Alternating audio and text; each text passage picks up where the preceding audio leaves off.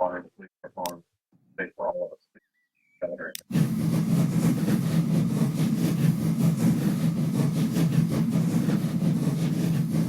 While we can agree water is an important priority for all of us, understand why nitrogen water is important.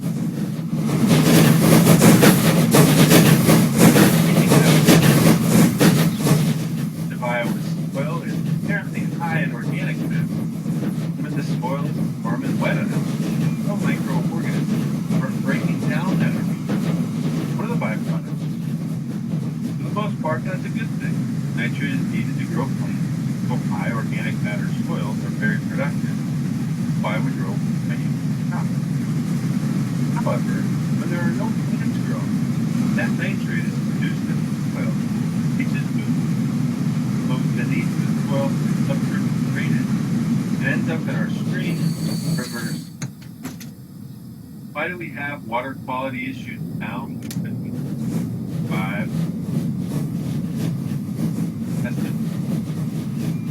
1950, Iowa had nearly 12 million hay and pastures and over 6 million acres. Today, we have a fraction. Because both hay and small grain, 5, are actively growing in the early fall, before and after fall, they collectively used up the nitrate. But as more and more livestock left Iowa, both hay production declined, soybean production increased, and less acres than planted. There are many solutions to creating water. But adding livestock back to the farm strikes straight to the heart. Sometimes when I'd be frustrated, I'd actually talk to older farmers, the guys that were oh man. But they kind of had a right. They did a lot of things really well. They had the right blend of livestock. They farmed the right areas, and they had a thin spot. They'd actually concentrate the livestock better. Instead of developing tillage, organophosphates, some of those things that weren't well obvious. But we still rotate those crops. So we're still raising oats in this area even in the late 80s, early 90s. So how they care for the land, how they use livestock. Equal is true not just production, community. Past his quest to rebuild those communities today around grass and cows. It was a vibrant community and rurally, even in the Keystone and Belle Plaine and Van Horn and all these small towns around. The streets were filled. I mean, people stopped locally, had to use back towards there. The community was there. So that's kind of where I draw my inspiration, motivation for where. Well, crop rotation that includes small grains and hay keeps more of the land covered for the year. Some production put the land in the grass permanently. All cows eat grass. Those cows produce for meat, fat, finished over diet that includes grain. Grass-finished cows eat nothing but grass and hay. It's slower to fatten cattle that way, but it results in more grass on the land. Nick Wallace built a business. We went in and we said we're going to build a grass-finished company, and we kind of did a couple farmers markets, and we were trying to find our way and navigate what the best way to build a business was. We didn't really know at the time. I was literally just trying to get one company at the time. As cliche as it is, that's really a great way to build a business. So we started out in 03, 04. We are local.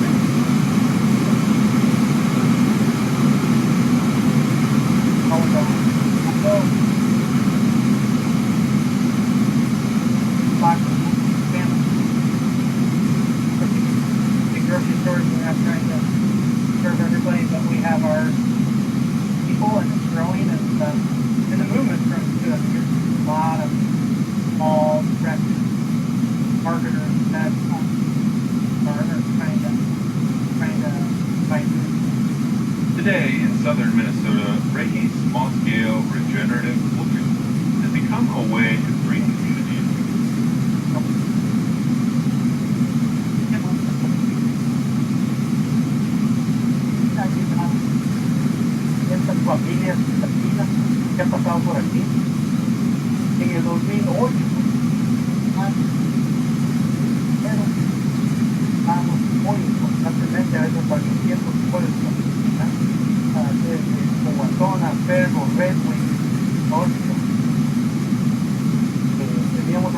hasta 8 familias acá que venían a su pollo, todo, para su caja de pollo. Después de eso, comenzamos a entrenar a otras personas y ya comenzamos a organizarnos ya como ya hoy en día pues, tenemos una institución, acabamos de comprar una planta procesadora, ya lo que se produce acá, continuamos compartiendo con la comunidad, pero producimos más de lo que Outside of Decorah, Tom and Lauren Beard found a different way to bring people together around their farm and livestock. After visiting several farms and on-farm wood-fire pizza, essentially function as outdoor festivals, they thought their community could use it with. Love producing good food and love living here and bringing people together, and we just kind of felt like this was in Decorah really with love. The support, so I had to go for it. When we first opened, I kind of thought I had an idea of who we might attract out for pizza, and I've been really surprised actually. Wasn't really surprised. Everybody likes pizza. I love the meat that we produce and that our farming friends produce. It's fun to share it with people and see their reaction. Oh my gosh, this pork is so juicy, it's so good, or oh, I've never had lamb before, this is really good, and that's kind of maybe how we both love for food. So share that. Yeah, I guess like cooking pizza for them. I think the world is one of those places. They're only open for 4 hours a week, so chances of seeing someone out here that you're gonna know when you're from a small town is pretty high. It's encouraging when I ride on the Wabash Trail, our little trailway, our bike trail, and we go to Imogene, the island, which I wasn't able to do the pandemic, but we go there on Taco Tuesday. And what is really encouraging is all the farmers come over and they hang out with all bicycle riders and celebrate them, which tells me some of those attitudes not to them are going away. We're all recognized. Innovative farming systems and efforts to strengthen the local economy and build do face challenges. The consolidation and centralization of the meatpacking industry has both made our food supply chain more susceptible to disruption, but it also makes it harder for small and mid-sized farmers to get their animals butchered and sold. The COVID-19 pandemic made that crystal clear. I think that's a big challenge in the future, one that we need to solve. But most of the food is produced, packaged, sold by bakeries globally now. As a farmer out here, it was a pretty scary thing, and we had a barn full of cattle, we had a barn full of sheep. We started hearing about processing shutting down. There's only a few of them, and those few all shut down. It really is about what is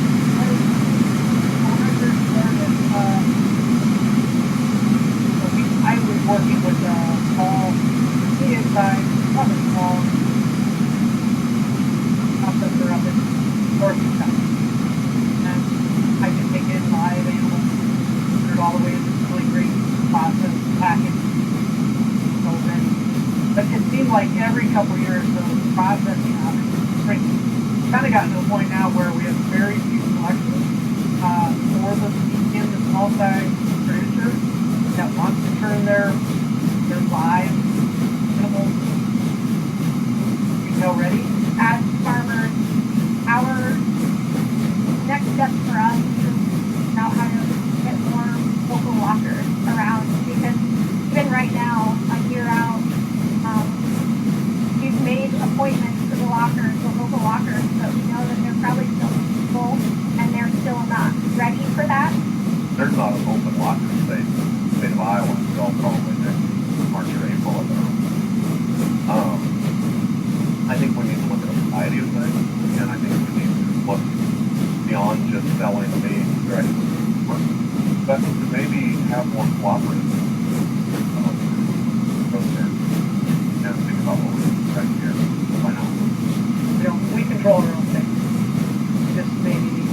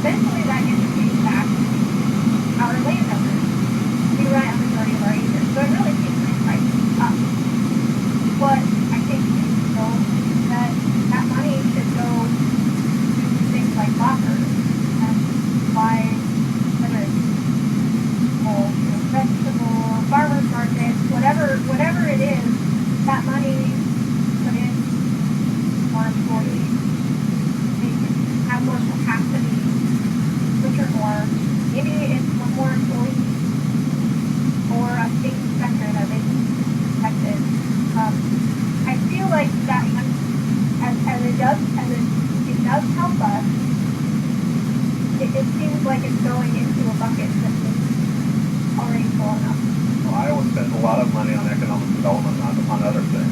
So I think we have a sound argument for Iowa could be the center of regenerative agriculture in America, reinvented with the best of the past, but prepared for the world. We could have our entire landscape covered in the winter. We could protect our soil and water through regenerative grazing, cover crops, the new marriage of crops. These all could provide the basis of a rejuvenated rural economy, make Iowa a better place to live for our children. But it'll be no small effort, and it'll take everything. It'll take farmers bucking the trends and trying new things. Bart and Wendy and Zach, and Wilbur and Martha and Art. It'll take landowners committed to conservation and helping the next generation succeed early. It'll take entrepreneurs like Nick and Ray, Tom and Marin creating new businesses. And it'll take working with grocery stores, schools, and others.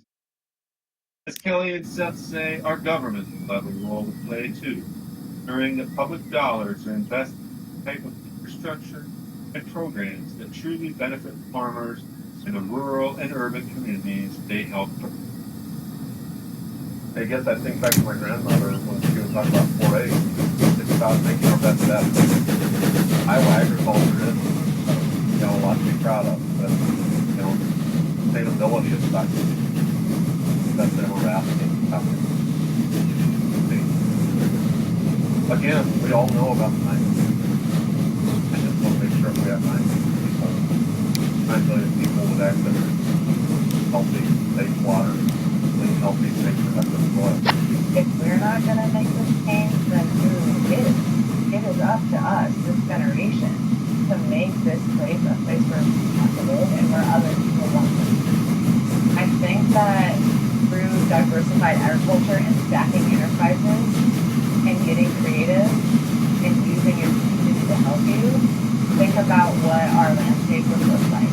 Think about family with small children every quarter mile on a country road with, kids, animals, people. That's what it's all we're going to do more and probably do some crazy things to make the neighbors laugh, but I'm fine with that. At the end of the day, I've got to figure out I'm going to pay for this farm and make it sustainable long term. My kids want to come in and replace them. Hopefully, that is my hope that I have at least 20 kids that come home. Whether she wants to do it or has a husband that wants to be involved, I'm open there.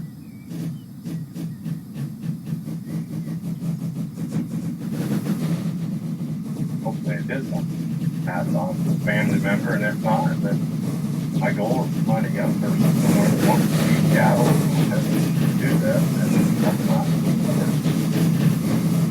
that's important. Tengo un bebé de 1 año que se mete en el cuarto la palabra de mi papá me pregunta fue algo. Entonces voy cada vez que llego a la casa, primero me quieren que lo saquen, que lo lleve al árbol, porque eso cae el árbol y es una ramita de árbol. Entonces, es lo que yo quiero hacer con mi técnico, que quiero usando, que traspasen esta tradición de buenas prioridades. Solutions to building more regenerative and resilient land are as complex as the complicated history gave us the Iowa we have inherited. Done in the past, I think all of us working together to figure out how to make it. When we do it, we can ensure that Iowa will have resilient farms and ready for the next generation. We could bring livestock back in a way that would leave our rural main streets, our soil and water, and the relationship we have with each other in better shape.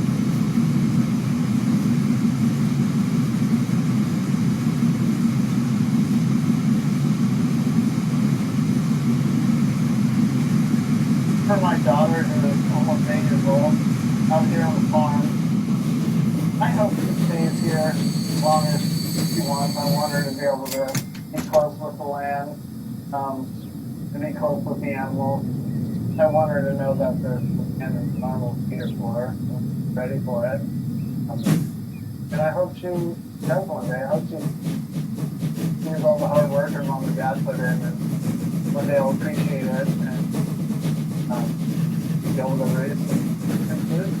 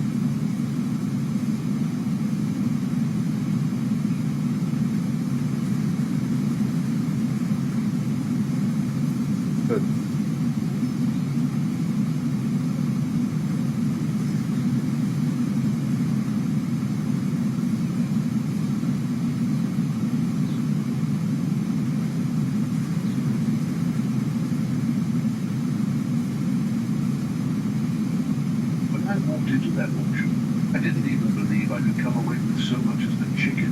It was a high-stakes sale, filled with the kind of powerful people who own sprawling ranches, 1,000 head of cattle. But that's where the good Lord gave me a chance. A scrawny cow, nothing but skin and bones, but she was exactly what I needed. When I walked up to her, the jokes started. They said she was a waste of space, that I was hauling home a carcass. Some folks even pulled out their phones to record me laughing right in my face. What they didn't know was that this cow held a secret. And a few days later, every single one of them would be in shock. And if you're here listening to me right now, it's because you believe it. I thank you from the bottom of my heart, stopping to hear my story. If you can, leave a comment letting me know which state you're watching from and subscribe to the channel to help me out. There are some days when you wake up and just know the sun is going to weigh heavier than it should. That June morning, West Texas wind was cutting right through me before I I even set my feet on the cold floor. I sat there on the edge of the bed, looking at the empty side where Mary Ann used to sleep. It's been 6 years past. Every morning I still wake up, expecting to hear her moving around in the kitchen, the smell of coffee brewing, and her soft voice calling my name. John Miller, get up now. The day won't wait for you. The day doesn't. But sometimes you wish it would. You wish it would give you a moment to breathe, to pick up the pieces and move it on. I stood up slowly, feeling that ache in my back that never quite leaves. I'm 49 years old, but my body feels like it's lived twice that. I pulled on my worn-out boots, the same pair I've had for 7 years, with the soles already trying to quit on the leather, and walked to the window. The ranch was too quiet, not the good kind of quiet you get after a long day's work, when you sit on the porch to listen to the crickets. It was the silence of things dying, dry earth, thin grass, an empty corral. I looked at the horizon and saw exactly what I expected. Dust. Red dust kicking up in the light breeze, covering everything in a shroud of grey. The pond down the hill, which used to be so full it would overflow during the good years, now showed nothing but cracked mud banks, the water line dropping further every week. 23 head of cattle. That was all that was left of a herd that once topped 100. I'd been selling them off one by one, always below market price, always with that tightening in my chest that comes when you know you're giving away a piece of your own destiny. Kitchen started to do. I make the coffee the same way Mary Ann, using the old percolator I used to polish until it shines. Sometimes, when the loneliness gets too heavy, I run my hand over the handle and pretend she's still there, standing beside me, telling me everything's going to be all right. But it wasn't all. Yeah. The letter from the bank arrived 2 weeks ago. Yeah, I need to go. $38,000 in accumulated debt. 30 days to pay. I take it back. This land my father would sweat. My grandfather fenced him. But I promised Mary Ann on her deathbed I would look after her. In the end, promise me, John. Promise you won't let this place die. I promised. Now I was watching the promise slip through my fingers, like water crying well. You can feel the kitchen house in his pajamas, his eyes swollen with sleep. He was 12.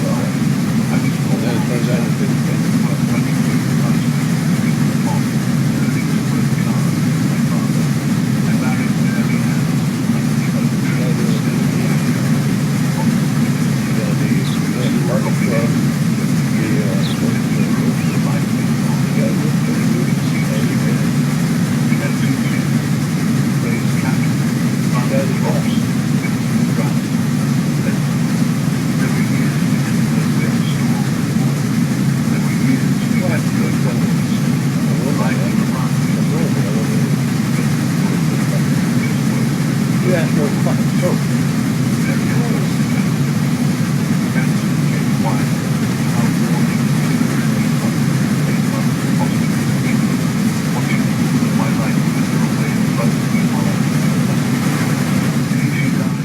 I promised three things: to take care of our kids, to take care of the land, and to never give up. I'd kept the first two. The third one was getting harder by the day. I reached the auction around 10 in the morning. The place was already packed. Yeah, that happens, Jewelry yeah. trucks, giant You get, men, you know, you get Patterson, smart. genuine ostrich. I mean, you're smart, you did all kinds of things. Showing off cattle like they were And, talking about numbers. Finally, when it came down to it, skin. And you got feet. Always learn.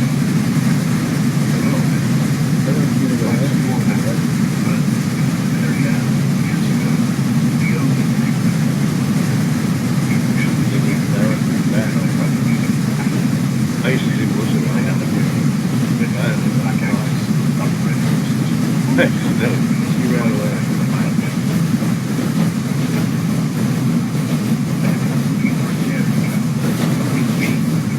Production, generate a little income. Yeah, it kind of makes me laugh. Until I figured something else out. Look, they work around the program. Yeah, big.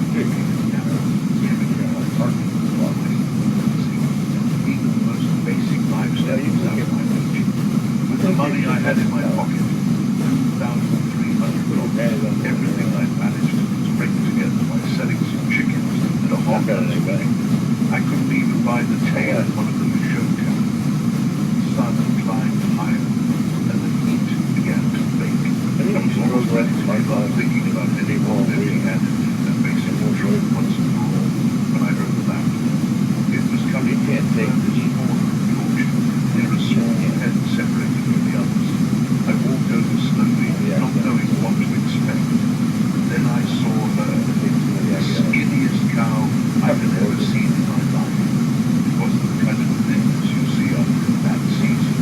An animal can recover. It was the thinness of abandonment, of long-term hunger, of a thirst that become a habit.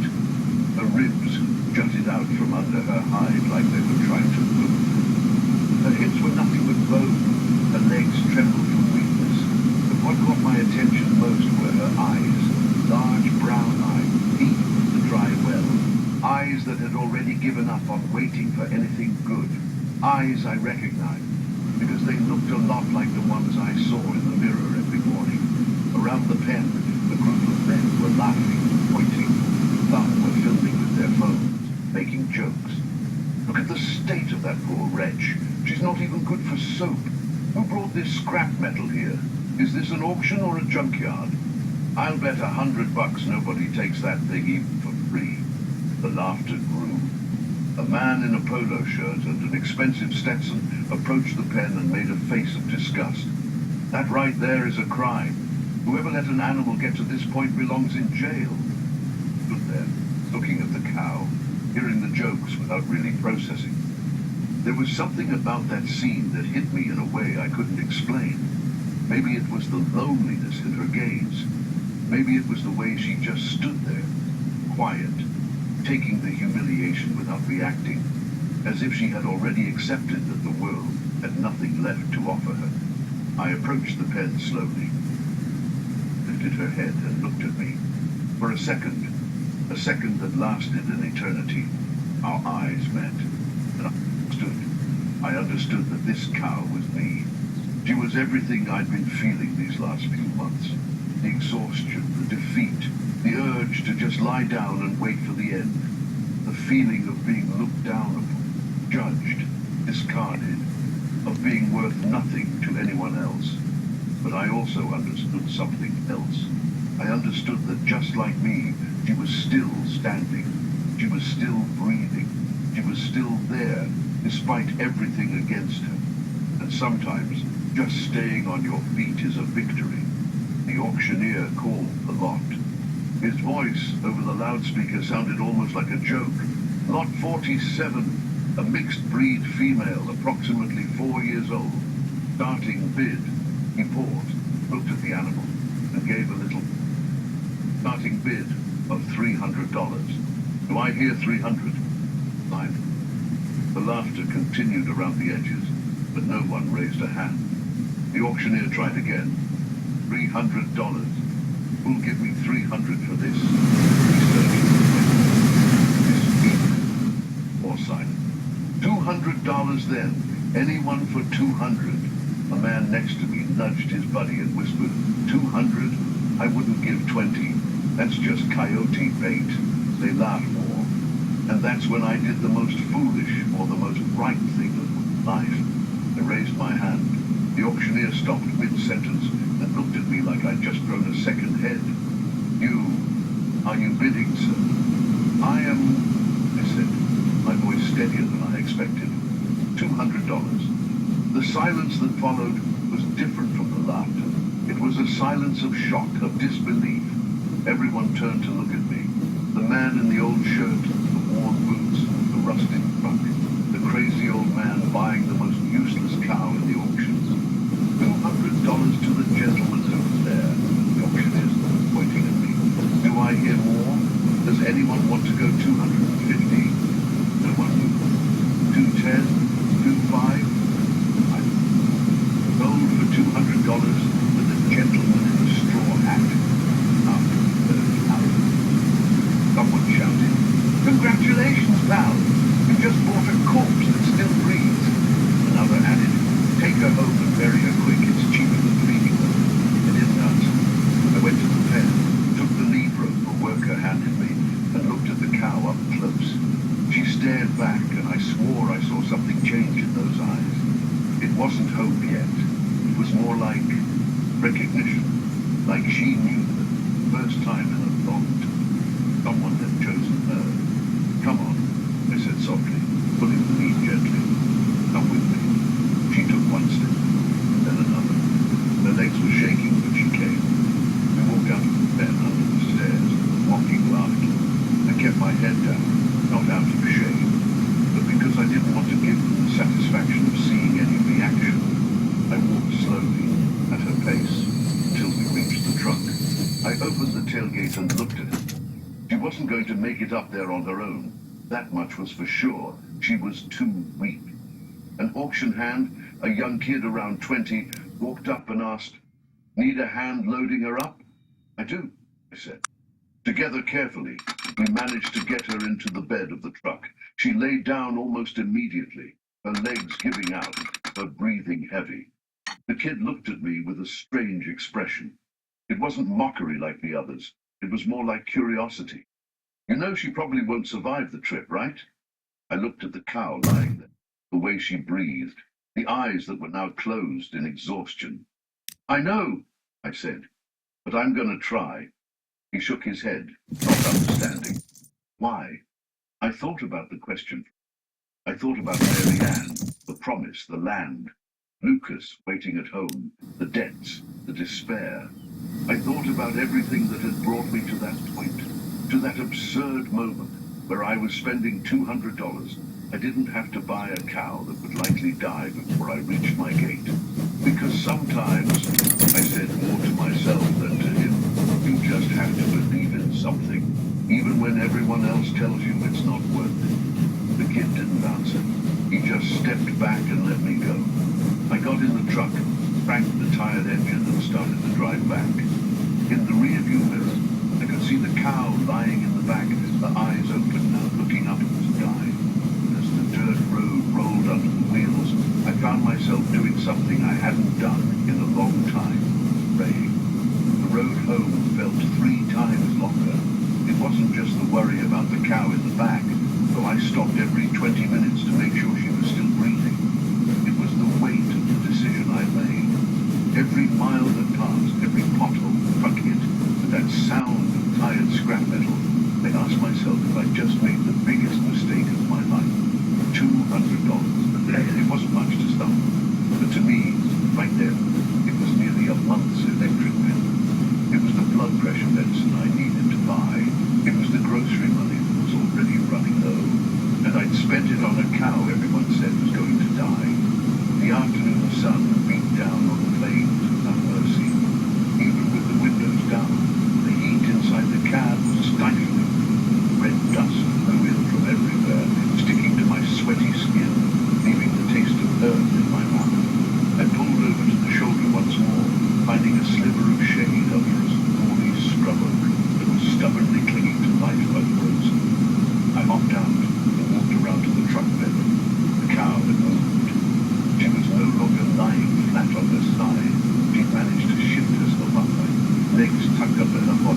head held up. When she saw me, those large brown eyes followed my every move with an intensity that caught me off guard. Hang in there. I didn't touch while I was talking to her. Almost there, I grabbed the water bottle I brought along and wet my palm. Carefully, I rubbed my damp hand over the muzzle. She closed her eyes for a moment, and I could have sworn I felt a shiver of relief.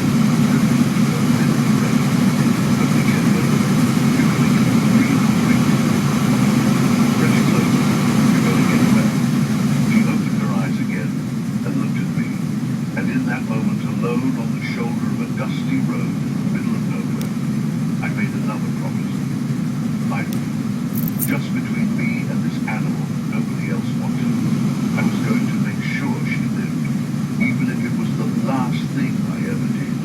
I pulled into the yard just as the sun was dipping low, painting the sky in streaks of crimson and orange. Luke was sitting on the porch steps, legs swinging in the air, eyes fixed on the driveway like he'd spent the whole afternoon waiting. When he spotted the pickup approaching, he jumped up and came running. "Dad, you took forever. I was getting worried." I parked the truck near the small corral and climbed down slowly, my legs stiff from the long haul. Luke was already at the side of the truck bed, eyes wide. "Dad, what is that?" I walked over and looked at the cow along with my son.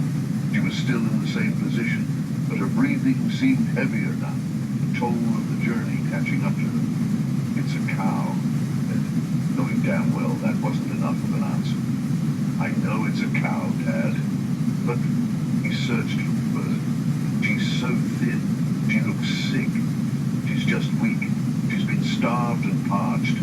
But she'll get better." Luke looked at me with that serious expression that sometimes spooked me. It was far too grown up for a 12-year-old. "Did you buy her at the auction?" "I did." "For how much?" I hesitated. $75. He didn't say anything for a second. He just stared at the cow, processing.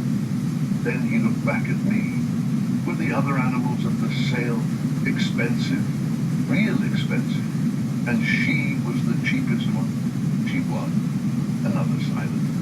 I could see the gears turning in his head, trying to understand why his father, the man who was always preaching about pinching every penny, had spent money on a cow that looked more dead than alive.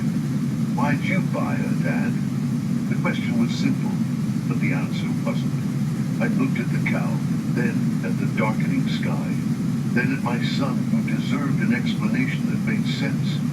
"Because nobody else was going to," I finally said.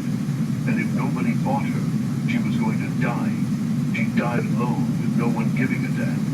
And my voice hitched for a second. I just couldn't let that happen." Luke stayed quiet for a long time. Then, to my surprise, he walked around to the back of the truck and started unlatching her tailgate. "Let's get her out," he said, a new streak of determination in his voice. "She needs water and feed." I felt alone. It wasn't sadness, but something I hadn't felt in a long time. Pride. Look, let's do it. Getting her out of the truck was harder than getting her in. She was weaker, her body trembling with every movement.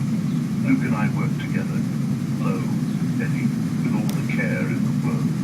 We used a makeshift ramp of old plywood and Luke had oars, and eventually we managed to get her down.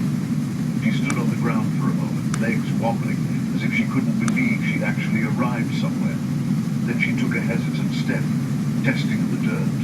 "Lead her to the hospital, then," I told her. "The one right by the house. I want her close so I can keep an eye on her." Luke took the lead rope and guided her gently. I followed behind, watching every step, every tremor, every breath. That small pen was where we kept the sick one, or the heifers, with new calves. It had the shade of a massive old oak, a water trough, and a feed bunk. It was the most sheltered spot on the ranch. When we got there, the cow went straight for the trough. But instead of burying her face in the water like any thirsty animal would, she stopped. She stared at the water as if it weren't real. "Go ahead," I whispered, stepping closer. "That's all yours." She looked at me, then back at the water. And then, slowly, she lowered her head and began to drink. Who can I stood there, motionless, watching? She drank for a long time.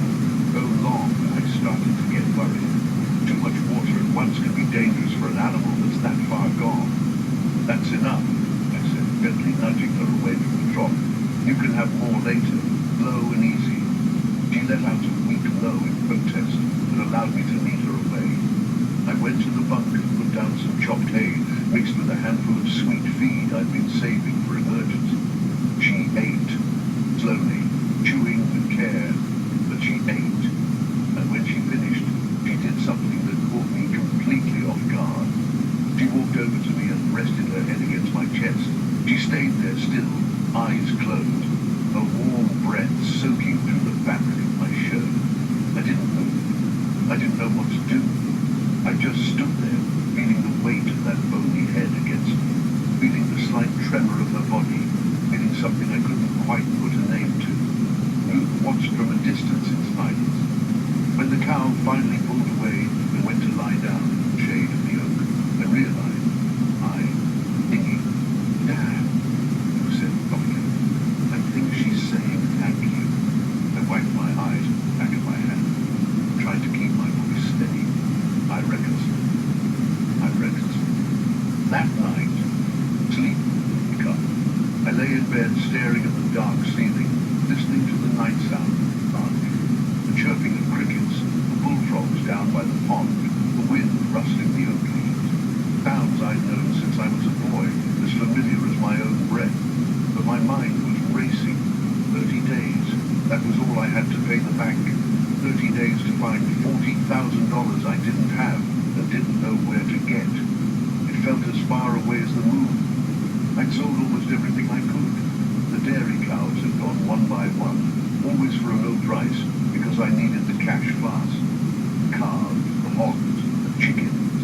I'd sold the old John Deere last year to pay for Mary's treatments. Money down the drain in the end, because she passed anyway. What was left? 23 head of thin cattle that weren't worth half the debt. The land, which the bank was itching to take. The house, which went with the land. And now, a skeletal cow I bought $75. A moment of madness. I got out of bed and went to the window. I could see the hospital bed from there, bathed in the light of the moon. The cow was lying in the same spot I'd left her, legs tucked, head resting on the ground. But she was up. That was something. In the small hours of the morning, a strange sound woke me. A faint lowing different from the usual sound of cattle. It had a sense of urgency to it, a plea for help. I bolted upright, yanked on my boots, and ran out to the pen. The cow was up, or trying to be. Her front legs were shaking violently, and she looked like she was about to collapse at any moment. When she saw me, she let out another low, weaker. Easy now, I said, stepping into the pen slowly. Easy, I'm right here. I got close and saw the problem. She tried to move during the night, and one of her back hooves had gotten snagged in a root poking out of the ground. The struggle to free herself had left her exhausted. Carefully I worked her hoof loose. She nearly stumbled when she was freed, but I caught her bracing her thin frame with my own body. Easy, I said. Easy, does it? Yeah. I stayed there, holding her up until I felt her legs stop shaking so much. Then I guided her back to where she'd been lying before, away from that treacherous route. She lay down on the side, pounded like pure relief. And then she looked at me, hard, weary. Barely at 25%. And you can't Sitting down record on the dirt 25 or 50 beside her. I knew before what you had go. come. Then, She didn't answer. well, She was just a cow. But something in the way she looked at me made me feel there was more than just instinct there. There was recognition, trust, maybe. I stayed there, sitting until the sun began to rise, staining the sky in shades of if you pink can't and gold. do it, The cow fell What asleep, is that thing? her breathing growing calmer, more regular, and I kept watch, as if she were the most important they don't thing in do the well. world. As maybe she You was. gotta run for a house The down following here, days were spent in total devotion. I'd wait before the sun to enter her. Make money. I gave her water in small amounts, several times a day. I prepared special mash, fresh grass mixed with molasses, some cracked corn, and also everything I knew that could help a broken down animal pull through.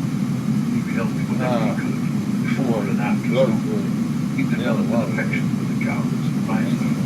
Sometimes I'd catch him sitting in the pen, talking to her, letting her about his day. You know, Miss Cow, he'd say, teacher gave us some real hard homework today, but I'm going to get it done, just like you're going to get strong again.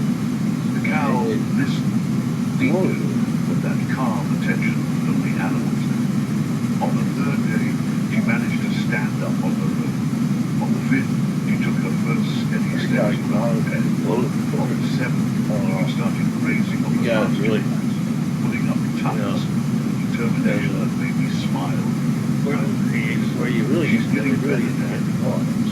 Really right. Really better. I gotta slow it down. All the cows. Situation was rotting. Banks clogged. 23 days then. 20. Then 15. Every passing day was one less day to find a miracle I didn't see coming. I'd gone into town to talk to the bankman. A man in a sharp suit looked at me over his spectacles with a mix of pity and impatience. Mr. Miller, you have to understand the situation. The bank has already granted several extensions. We can't wait any longer. I know, I said, holding my Stetson in my hands like a beggar. But if you could just give me a little more time. No, more time for what? He interrupted. Do you have a way to pay? I had no answer for that. 30 days, he said, closing the file on his desk.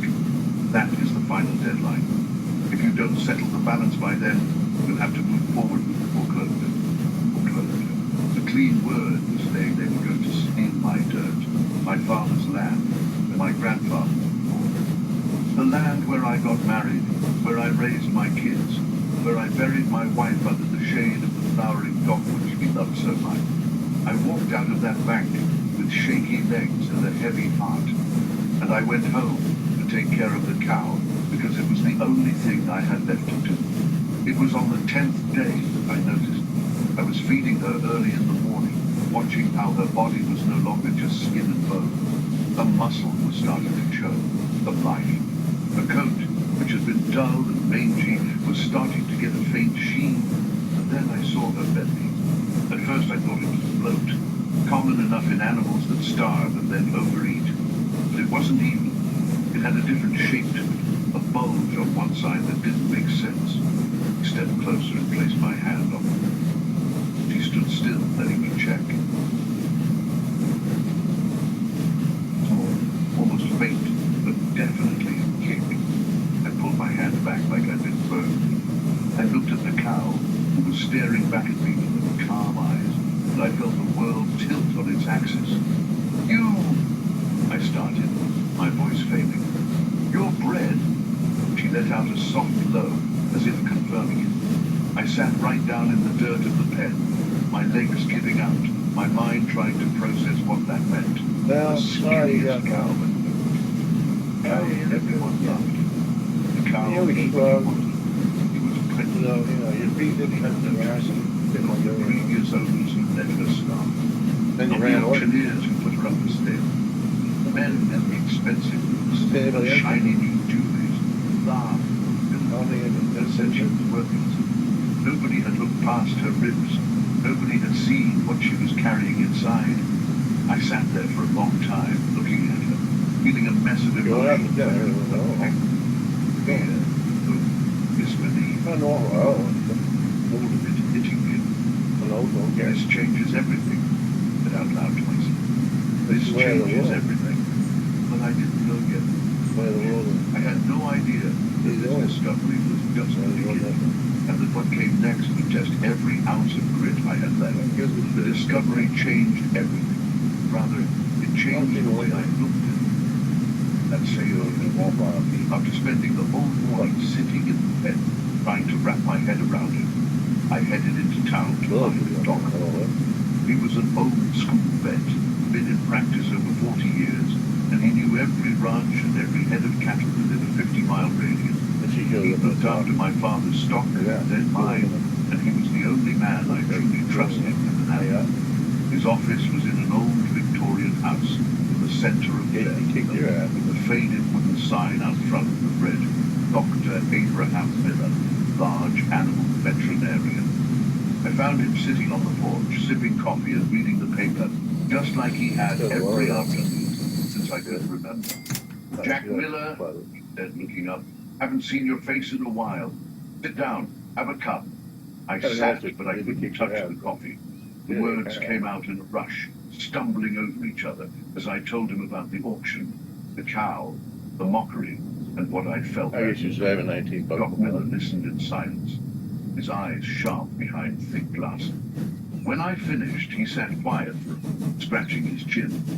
You're sure you felt movement? Positive. I put my hand right on her and felt it. It wasn't gas, Doc. It was life. He nodded slowly. Interesting. Very interesting. He stood up from his rocker and grabbed the battered leather bag he used for housework. Let's go take a look at this miracle cow of yours. Doc Miller spent nearly an hour examining her. He felt her belly from every angle, listened with his stethoscope, made her walk back and forth. The cow endured everything, patience, perfect structure. Usually, an animal that's been through what she had would be skittish, suspect, but she let the vet do whatever he needed, almost as if she understood it was for her own good. Luke had come back from school and was watching everything from the top of the fence, his eyes wide with curiosity. So, what's the verdict, Doc? I asked when he finally stepped back. What are you thinking? Dr. Miller took off his glasses, wiped them with the hem of his shirt, and put them back on. It was the gesture he always made when he was figuring out how to confuse John. Slowly, this cow isn't just pregnant. My heart skipped a beat. What do you mean? He pointed to his belly. Based on the size, the conditioning, and what I could feel, she's carrying twins. Seemed to stop. I heard the words, but it took a moment for them to sink in. Twins. 2 calves. In a cow I bought for $200 because nobody else wanted them. Twins? I repeated. Twins, she observed. And looking at her development, I'd say she's about 7 months along. 2 more months, and those calves are coming out. I leaned against the fence because my legs felt like they were about to give way. Luke hopped down and came to my side, his small hand gripping my arm. Dad, you okay? Son, I'm fine. But I wasn't. I was in total shock. Dr. Miller stepped closer and put a hand on my shoulder. John, I need to be straight with you. This is a complicated situation. I noted, waiting for the other shoe to drop.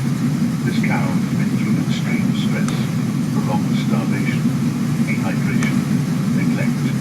Her body used every last reserve just to keep her alive, to keep those calves alive. It's a miracle she hasn't miscarried. And now, besides, now she needs intensive care, top quality feed, supplements, constant monitoring. Her body is recovering, but she's carrying 2 lives on top of her own. That's a massive strain on such a weakened system. Is she going to make it? Question escaped before I called it back. It was the thing I wanted to ask most, yet feared the answer. Dr. Miller looked me in the eye. It depends. If she keeps improving like this, if you can provide exactly what she needs, and if there are no complications, she has a chance. A good chance. And the calves? Twins are always risky. They might be born smaller, weaker. But if the mother has the strength to calve and nurse, they have a shot too. I looked at the cow. She was just standing there, watching us with that calm I was starting to recognize. As if she knew we were talking about their future, about their children. I'll do whatever it takes.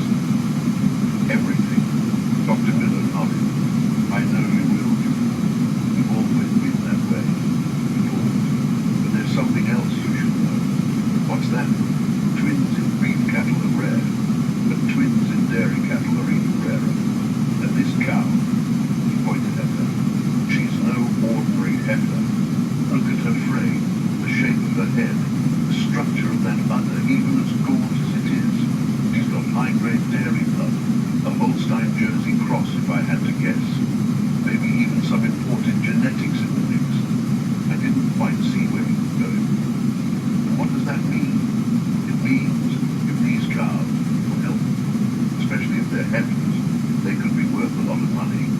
Cattle with good milk production genetics are in high demand.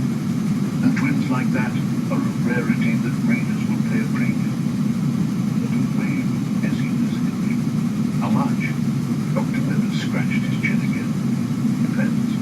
If they're healthy heifers with the genetics I think they have, each one could be worth $15,000 to $20,000. Maybe more, depending on the buyer.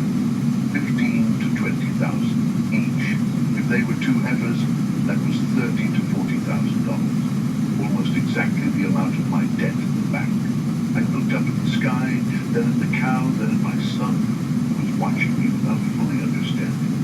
Thank you, Doc, I said, my voice thick with emotion. Thank you so much. He shook my hand. Well, Don't thank me yet, John. First, we have to get those cows on the ground. pretty We've got a lot of work ahead. but maybe it's 12 days, 14. That night, Or less. I told Luke that we sat on the porch after dinner, looking at the stars shining on us. The air was cold, that biting, dry November chill that cuts through the skin and makes you want to stay under the I don't know cover. why you're taking it. I told him about the back Yes, debt, you about the 30-day deadline was now down to 18, about the fear of losing the land, the house, everything we had. Luke listened in silence, his eyes growing more serious with every word. Why didn't you tell me before, Dad? The question hurt more than I expected. Because you're a kid, son. I didn't want to put that weight on your shoulder. At 12, he said, with a firmness that reminded me of Sarah. I'm not a little kid anymore, and this is our home. I have a right to know. He was right, and I knew in that moment that I'd been wronged, hiding from him. You're right, I'm sorry. We sat in silence for a moment, then Luke asked, what now? Are the calves going to save us? I thought carefully before answering. Maybe. If they're born healthy, if they're girls, if we can sell them for a good price, maybe it'll be enough to pay the debt. Or most of it, anyway. And if it's not, I swallowed the lump in my throat. We'll have to leave. Move to the city, maybe. Start over. Luke was quiet for a long time, staring at the stars. When he spoke again, his voice was trembling. I don't want to leave, Dad. This is our home. Mom is here. I knew what he meant. Sarah's grave was right there, under the old white oak tree she had planted when we got married. Every week we'd go there, bring flowers, and talk to her as if she could still hear us. I don't want to leave, I said, pulling him close. I'm going to do everything I can. Don't stay. He leaned his head on my shoulder. We stayed I guess above him. Oh, how's it be, guys? You need to get your digging down. The following days were filled with intense labor. Following Dr. Miller's instructions, I completely changed the cow's diet.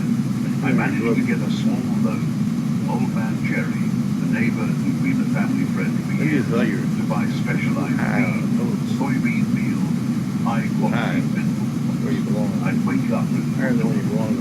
mix, feeding her 3 times a day in controlled portions, making sure she always had fresh, clean water. Luke helped with everything. Before school, he'd stop by the pen to say good morning to the cows. When he got back, he'd go straight there again, talking to her while I finished the other one, chores. The cow, whom Luke had started calling Hope, the name I found too beautiful to argue with, responded well to the care. With every passing day, I could see the difference. Her coat was getting glossier, muscle was starting to cover her bone. Her eyes gained a spark that wasn't there before, and her belly grew. First, slowly, almost imperceptibly, then faster, more obvious. The calves were developing in there, protected by a mother's body that was fighting to sustain 3 lives at once. I started sleeping in the barn near the pen, on an old mattress thrown on the floor. I wanted to be close in case anything happened. Hope seemed to enjoy the company. Every time I arrived, she'd come to the fence and nuzzle her nose against my hand, as if greeting me. It's going to be okay, I told her every night, blowing out the lantern. You're going to make it. We're going to make it. And I wanted to believe my own words, but the bank's clock kept ticking. 18 days, 15, 12,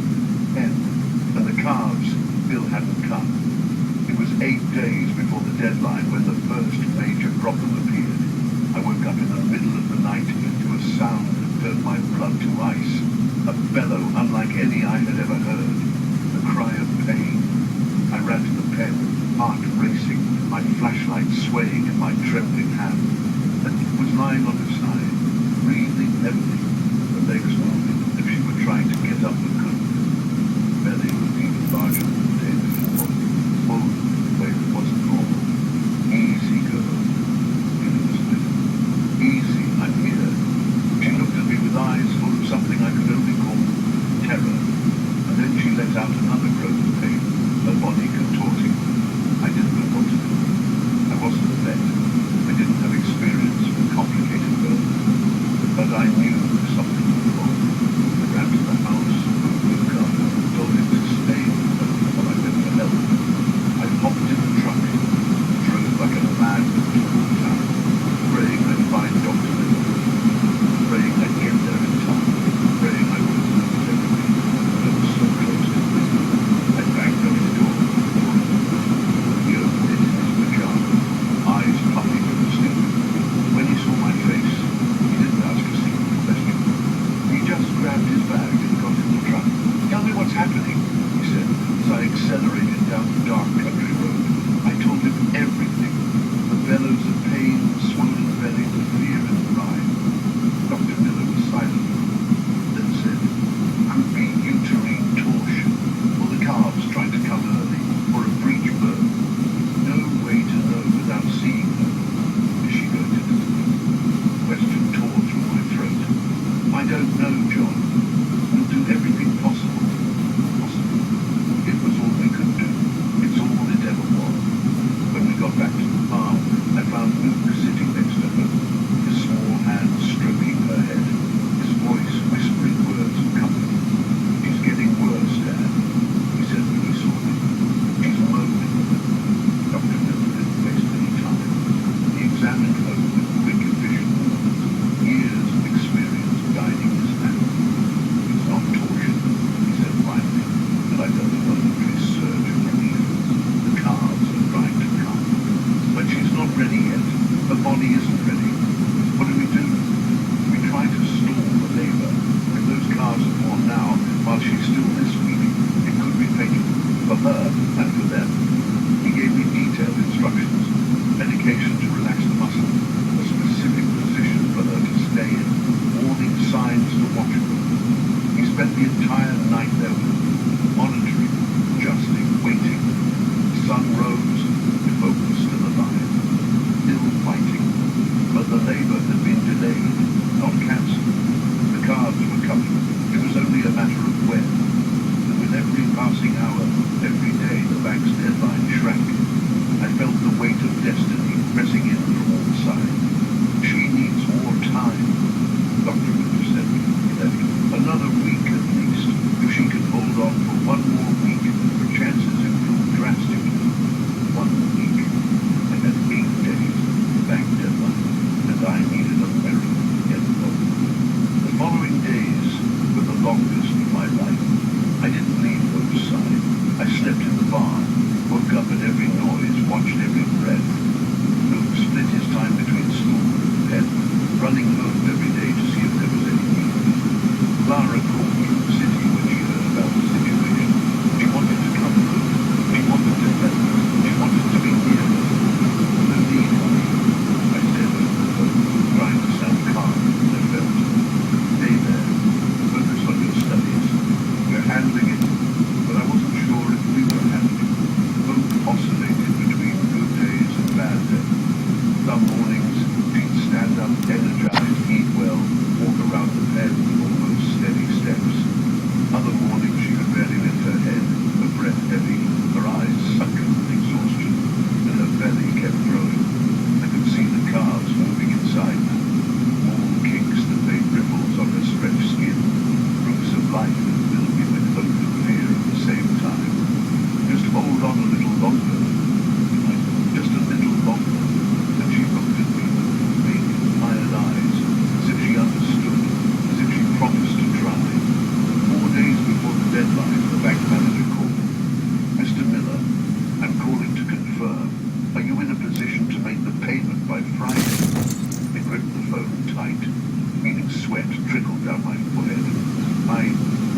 don't know yet.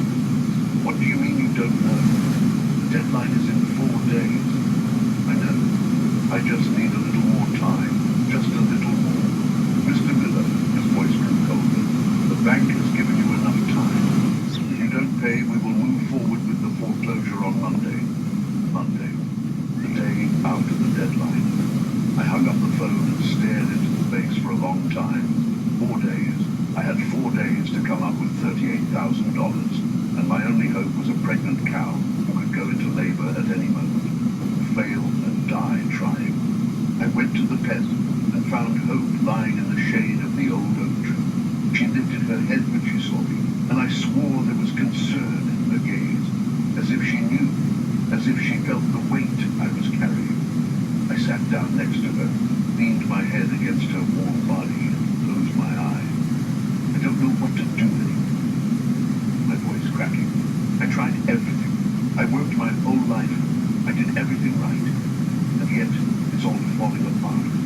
Hope turned her head and nuzzled my face. A soft touch, almost like a kiss. Then she made a low sound, a different kind of lowing, gentler. And in that moment, alone in a pen with a cow I'd saved from death, I did the only thing I had left. I cried. I cried like I hadn't cried since the day I buried Sarah. I cried for the fear, the exhaustion, the loneliness, the injustice of working so hard and still not being enough. I cried for my children who deserved a better life, for the land I was going to lose, for the promises I wasn't going to be able to keep. Hope stayed there, quiet, letting me wet her coat with my tears. And when I finally managed to stop, she looked at me with those eyes that seemed to say, I know I gave up one, too. We're still here. We're still standing. I wiped my face with my sleeve and took a deep breath. You're right, I said to her. We're still standing. And as long as we were still standing, I was going to keep fighting. 3 days before the deadline. I hadn't slept properly in almost a week. The dark circles under my eyes told the story better than any words ever could. My body ached with exhaustion, but my mind wouldn't let me rest. Every time I closed my eyes, I saw the bank manager's face, the foreclosure notice, and my family being kicked off the land that had been ours for 3 generations. That morning, I woke up to the rooster's crow and headed straight for the barn, as had become my routine. The sun wasn't up yet, and the late November chill cut through my skin with a cruelty that felt personal. Hope was different. I realized it as soon as I got close. She was standing, but restless, pacing in small circles, stopping, then starting again. Her breathing was faster than usual, and she was making a low, continuous sound, almost like a moan. My heart raced. Easy, girl, I said, stepping into the stall slowly. What is it? Are you feeling something? She stopped pacing and looked at me, and in her eyes, I saw what I had seen once before, many years ago, when Sarah went into the bank. Fear, pain, and a fierce determination to push through no matter what. Dear God, it's time. I told him to call Doc Miller while I headed back to the barn. My fingers were shaking so hard I could barely light the lantern to see better. Hope was lying down now. Her body was contracting in waves, her belly tightening and relaxing in a rhythm I knew all too well. Contractions. The labor had begun. Movement came running out, phone in hand. Dad, Doc Miller didn't pick up. It went straight to voicemail. I felt the ground disappear from under my feet. Try again. Try as many times as you have to. He started dialing again while I stayed there, kneeling beside Hope, helpless. I'd seen cows calved before, but those were always normal, simple birds with nature on it. It was different. Hope was a weakened cow, carrying twins, trying to do something. Easy now, said more to myself. Easy. Everything's going to be all right. The contractions kept coming, stronger, more frequent, and Hope groaned in a way that tore me apart inside. Doc Miller arrived nearly an hour later, an hour that felt like an eternity, an hour where I sat there, holding his hand with one of mine and stroking them with the other.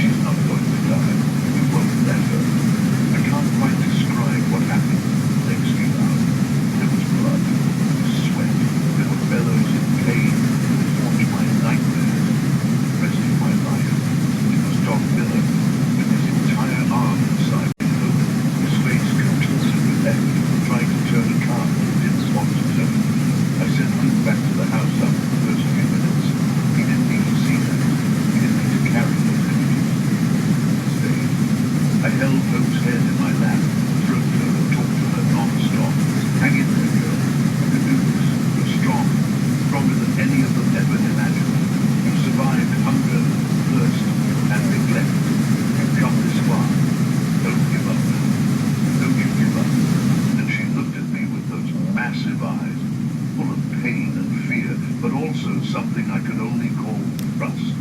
She trusted me, trusted that I would take care of her, and I couldn't fail. The first calf was born when the sun was already high in the sky. Heifer, small, wet, shivering from the cold and the shock, but alive and breathing. Doc Miller cleaned her quickly, cleared her airways, and placed her near Hope so the mother could smell her. Hope lifted her head with what little strength she had left and licked her daughter, an instinctive, ancient gesture, full of a love that needed no words. "There's one more," Ben said, his face tired but determined. "And this one is coming the hard way, too." It all started again. The contractions, the groan, the struggle. Hope was exhausted, her eyes fluttering shut, the body wanting to quit. I said, holding her head, "You can't sleep now. You can't give up.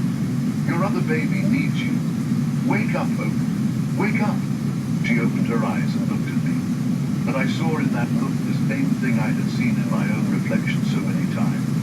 The exhaustion of someone who can't take any more. The urge to just stop fighting. But I also saw something else. I saw the decision to keep going anyway. She gathered strength from somewhere I can't explain. Her body contracted once, twice, 3 times. And on the 4th, with a lowing sound that was almost a scream, she pushed out the second calf. Another baby. Another heifer. 2 heifers. Doc Miller tended to the second one with the same efficiency as the first. He cleaned her, checked her, and placed her near the mother. Then he sat down on the barn floor, his clothes stained with blood, sweat, and said the words I wanted to hear most. "They're fine, John. All 3 of them are fine." I don't know how long I stayed there, people observing, the barn, watching Hope lick her 2 daughter. 10 minutes, an hour. Meaning, heifers were more than normal calves because they were twins, and because their mother had gone through so much hardship. But they were alive. They were moving. And when one of them managed to stand on her wobbly legs and found her mother's teat to nurse, I knew it was going to be okay.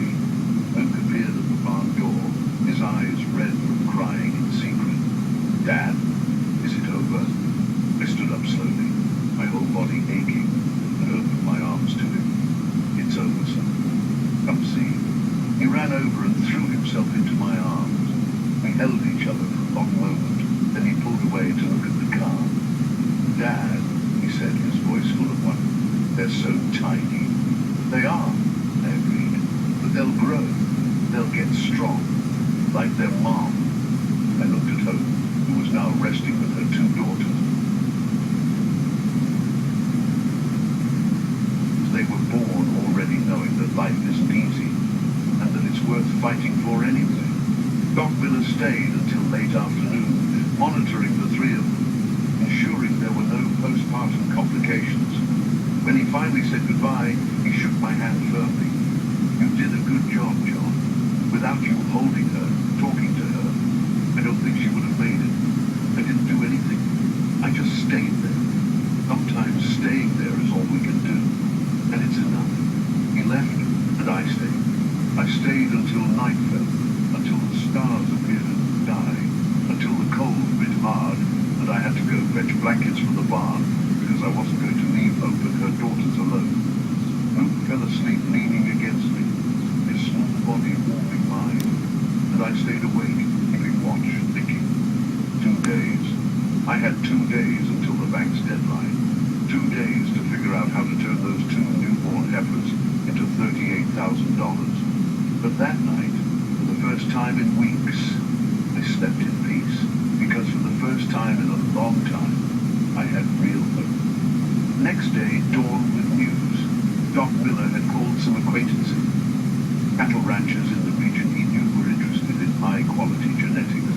Hope's story had spread. I don't know how, but it had. The skinniest cow at the auction, the one no one wanted, the one everyone laughed at, had birthed healthy twins against all odds. Breeders were curious. "We've got 3 people interested in coming to see the calves," Dr. Miller told me. One of them is Mr. Thompson. Highwood Ranch, you know him? I know him. Highwood Ranch was one of the largest properties in the state. Mr. Thompson, the kind of man I'd seen at the auction. Expensive leather boots, a brand new jewelry truck, money to burn. The kind of man who looked at people like me over his shoulder. He wants to see the car. He does. I told him about the genetic, the difficult birth, and how they survived. He's intrigued. When is he coming? Tomorrow morning. The other two as well. Tomorrow. It was the last day before the deadline. Thank you, Doc, I said, my voice trembling. Thank you so much. Don't thank me yet. We don't know if the deal will happen. These men are tough, John. They'll try to pay as little as possible. I know, but at least it's a chance. Yeah, he agreed. It's a chance. I spent the rest of the day preparing. I scrubbed the barn until it shone. I washed Hope, brushing her coat until it was soft. I checked the calves a dozen times, making sure they were okay, healthy, and presentable. Luke helped with everything without a single complaint. Talk about that later. Right now, there were more important things. That night, when everything was ready, I sat on the porch and looked at the sky. Sarah, I said softly, as I did sometimes when the loneliness got too heavy. Tomorrow's the day. If you can help out from up there, I'd appreciate it. A gentle wind blew, rustling the leaves and going up the tree. I knew it was just a wind, but I liked to think it was for us. They arrived at 9 a brand new truck. Three men in expensive hats and leather boots, stepping down from the air of people that I recognized Mr. Thompson immediately. Tall, stout, with grey mustache and eyes that seemed to calculate the value of everything they saw. I didn't know the other two, but they were the same type. Well, Doc Miller came after you along. come back, you want some work on us. You want the road plan. When someone has an issue, you can burn his road. So, if you don't take it Doc out, raised her head. and you don't think it's shit like that. But you do. And you got sinners in the road.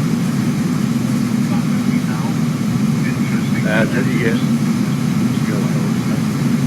Sorry it happened to you, but why you down there? Explaining the bone structure, the other confirmation better than the rest of them. indicators he knows. Better than the rest of Great men listened, asked technical questions, and discussed among themselves in low voices. I didn't understand half of what they were saying. I just stood there, waiting, obeying. After nearly an hour of examination and discussion, Mr. Thompson said, "How much do you believe?" Question I question that could save or destroy everything. I swallowed hard and said the number I preferred. 20,000. 20. Mr. Thompson. It wasn't a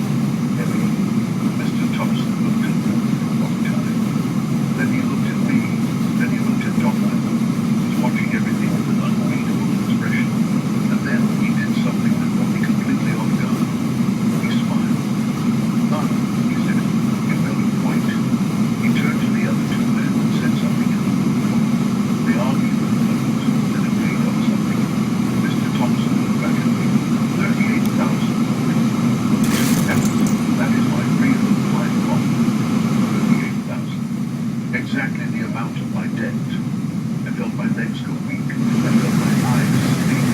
The weight of months vanquished me into lift on the shoulder. Ian, I said, my voice almost failing. Ian. Mr. Thompson reached out his hand and I shook it. His hand was large and callous, the hand of a man also. And despite all the wonder, you've got a good son. It was just me to you. You raised him right. I couldn't find the words. I just shook my head. Tears already streaming down my face. Lucas came running and threw himself into my arms. And there, in the middle of the crowd, with three strangers watching and a cow looking on with eyes that almost seemed to smile, I held my son and wept with relief. We had made it. Against everything, against everyone, we had made it. I didn't sleep that night. Not out of worry, like the weeks before. It was something else. A mixture of relief, disbelief, and a strange joy I didn't quite know how to process. I lay in bed staring at the ceiling, listening to the night sounds, the crickets chirping, the wind in the leaves, the occasional lowing of hope from the dead. Sounds I've known my whole life, but that night they felt different, more beautiful, more full of life. Mr. Harrison had left a check, $38,000, signed and cleared, with the promise to pick up the calves in a week, once they were stronger for the trip. 1 more week with them. 1 week for Hope to say goodbye to her daughters. The check sat in the nightstand drawer, right next to the wedding photo, me and Sarah. I opened that drawer at least 5 times during the night, just to make sure it was still there, that it was real, that it wasn't just a desperate man's dream. When the sun began to light the sky, I got up and went to make coffee. The movements were the same as always, turning on the stove, putting the water on to boil, reaching for the old coffee pot Sarah had given me. But everything felt different, lighter. I appeared in the kitchen with messy hair and eyes still puffy from sleep. Dad, said sitting at the table, yesterday was real, wasn't it? We actually did it. I set a mug of coffee in front of him and sat across the table. It was real, son.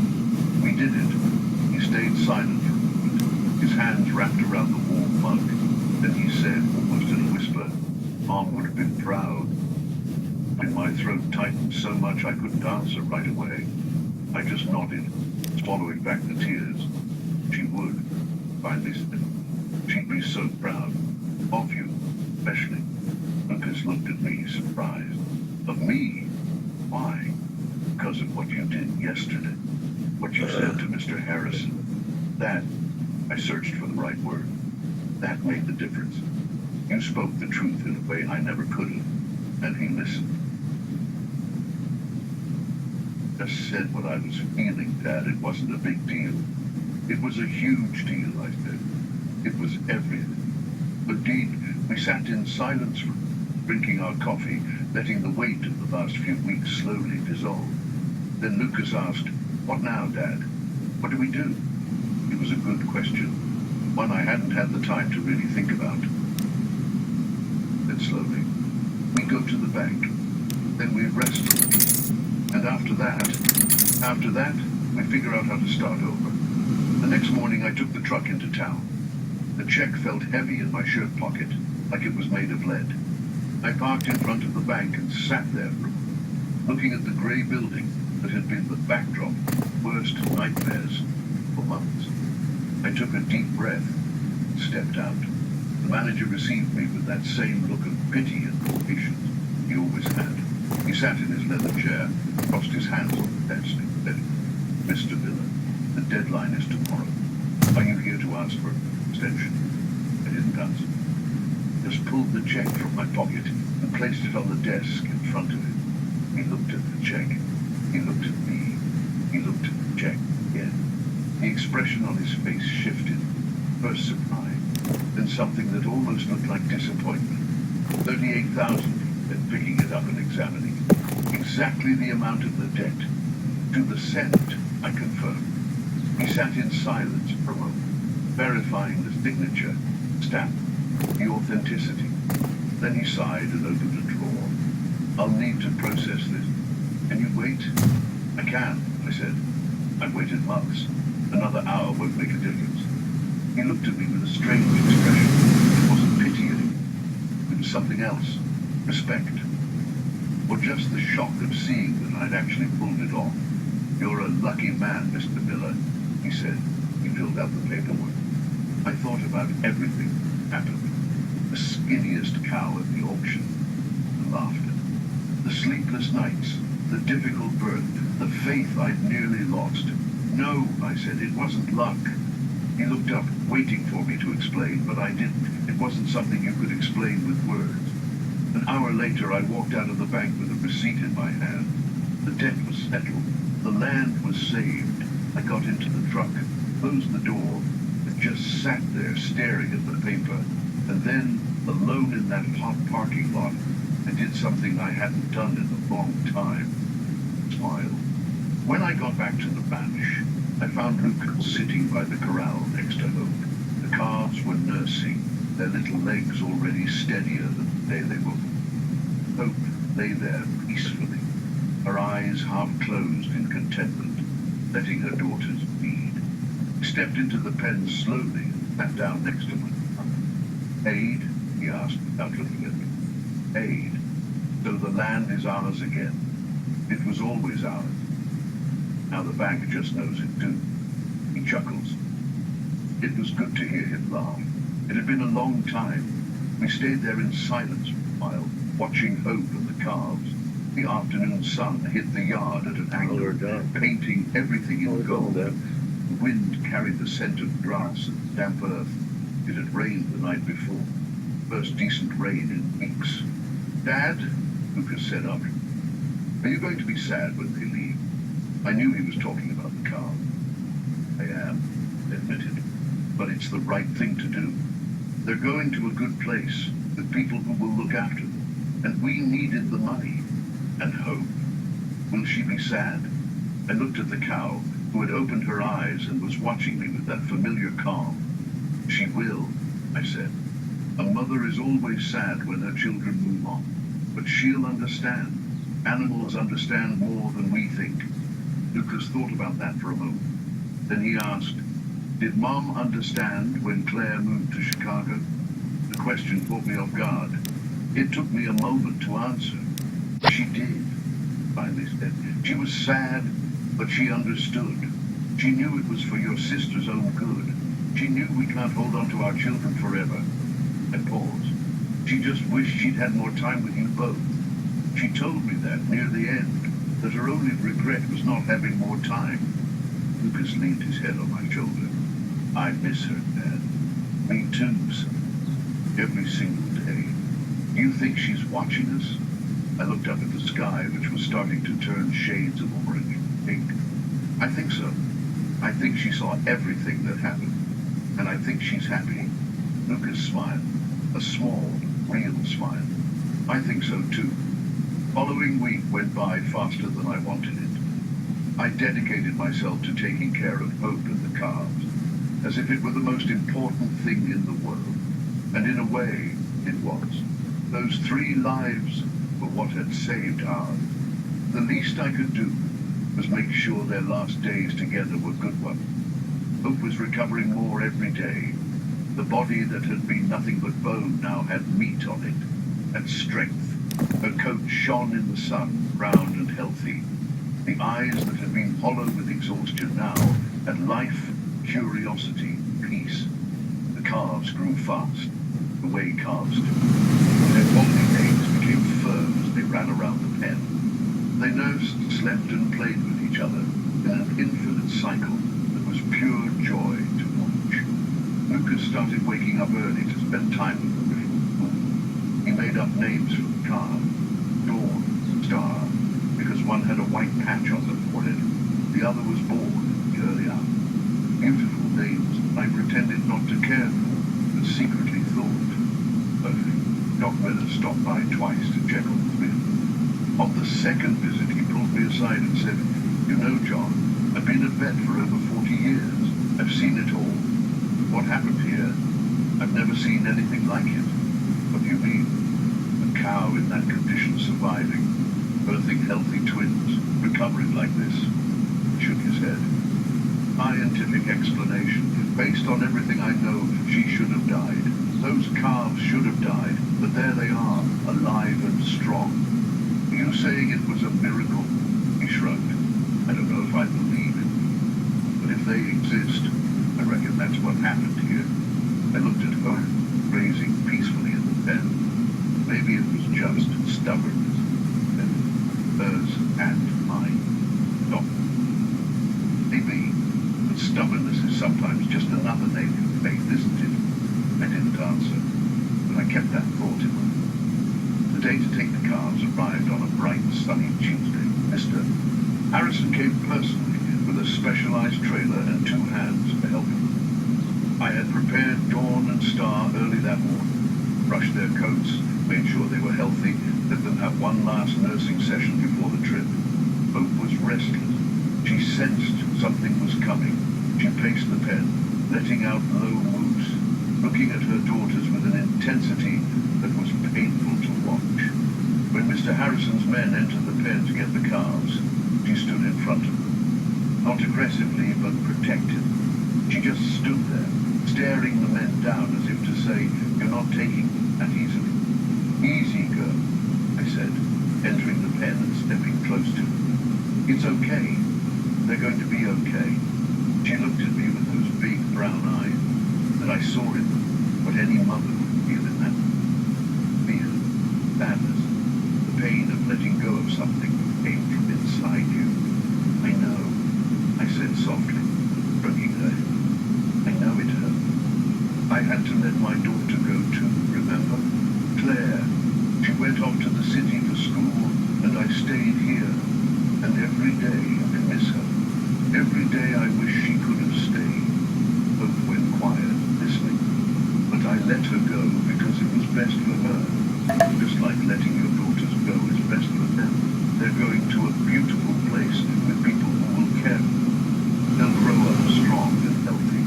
And you're staying here with me. We'll look after each other." Mom, I don't know if she understood, but she understood something because she relaxed. She stepped aside, letting the men approach the car. The loading was quick. Dawn and Star were placed in the trailer carefully, in padded stalls, water and hay drip. Before they closed the door, I went to them and gave each one a final pat.